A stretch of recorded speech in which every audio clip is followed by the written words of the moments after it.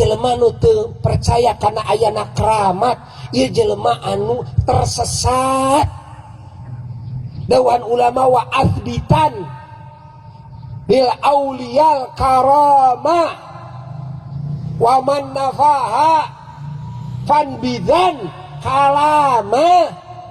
Ya tetapkan ku anjeun yen para wali teh kagungan keramat tina kaistiqomahanana dilayani ku malaikat. Mun urang ayeuna manggihan aya jelema nu tawasul ku kaagungan wali Allah jarah ka kuburanana, sing ingat bukanlah malaikat dia janji rek melayani.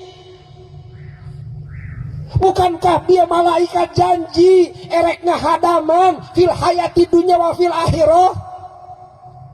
Di dunia dikubur engke hudang dikubur dilayani, aya nu nyuhunkeun tulung ka anjeunana dilayani. Malaikat burber ka ditu ka dieu ngalayani kumaha keinginan eta seorang wali, kudu nulungan si Ajeng si B dan sebagainya. Dek jutaan anu minta tulung ge da malaikat na lain hiji, pangna disebutkeun al malaikah teh jama, ai hiji mah malakun, ari malaikah mah pirang-pirang malaikat, lain cek Qur'an ge al malaikatu. Karin teu matak di mana engke di akhirat ayeuna loba anu ditulungan ku wali-wali Allah, da meureun we atuh da panakawana oge sakitu lobana jeung malaikat di panakawana ge. Piraku ku urang teu kaharti keneh. Piraku ku urang teu kaharti keneh. Mun aya jelema ku sihirna bisa ngapung sabaraha puluh meter, malaikat teh bisa ka langit teh. Lamun jelema geus dihadaman ku malaikat dibawa ke alam kubur bisa da malaikat da alamna. Asup ka alamana bisa da alamna. Bus ka langit bisa da alamna. Jin moal bisaeun. Jin moal bisaeun ku ayat kursi panaseun. Setan moal bisaeun ku iman kabur panaseun. Ai malaikat blus-blos ka mana oge jangeun. Lamun dibawa kana jero seuneu ku malaikat, ai malaikat panaseun. Kalau segitu biar aku teu kaharti. Kaharti teu. Jelas ceuk saha. Lain ceuk lisan ye Muhyiddin tukang doraka lain. Pan bieu teh eces-eceskeun bieu teh ceuk Quran. Sing percaya sararea kana ayana karamatna wali, najan wali mah geus aya di alam kubur. Engke hudang ti kubur apan malaikat ngahadaman. Lamun riwayat nu kahiji eta tadi janji Allah ku Allah disubadanan, nahnu auliyaukum, kami anu ngurus aranjeun, dijamin ku kami fil hayati dunya, di dunya jeung di nya janji Allah, nya janji malaikat tuh kan.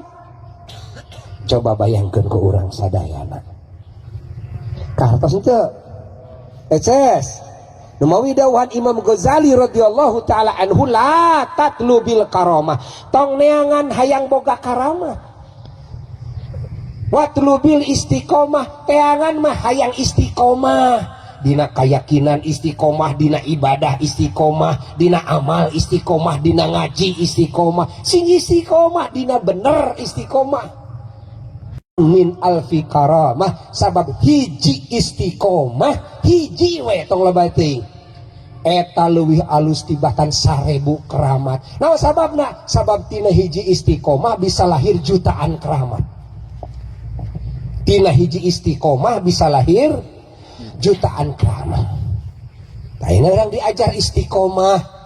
Istiqomah teh naon? Ceuk bahasa urang mah bahasa Sunda, urang Banjaran teu ungut, teu gedag, teu ngijing sila, minta nyaho. Aya nu ngagorengkeun teu ungut kaliduhan, teu gedag, rek dipuji, rek dipoyo, malah rek dihalangan ku bedog, da teu eureun maju we. Nu istiqomah mah kitu ya. Matak sagala rupa ge ku istiqomah mah jalan, rek aya anu ngiri ngabantu, rek eueuh nu ngabantu jalan we. Istiqomah mah kitu.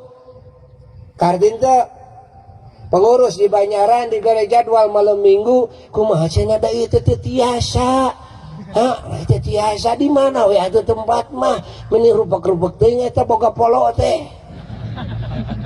Lapangan tuh di tiasa di anggo di mana we atuh di masjid boga itu ieu boga sementara ada bapak SD waktuna aya ge malam minggu. Yo, sia kumaha itu tong loba itu ieu sing istiqomah. Tong ungut kalinuan, tong gedag kanginan, rek dipuji rek di poyok, rek dihalangan ke jalan terus rek aya nu ngabantu eueuh nu ngabantu tuh artin teh pangnasok garagal teh dina perjuangan agama sabab teu is kakitu sabab teu aya bantuan ngantos bantuan cair teu jadi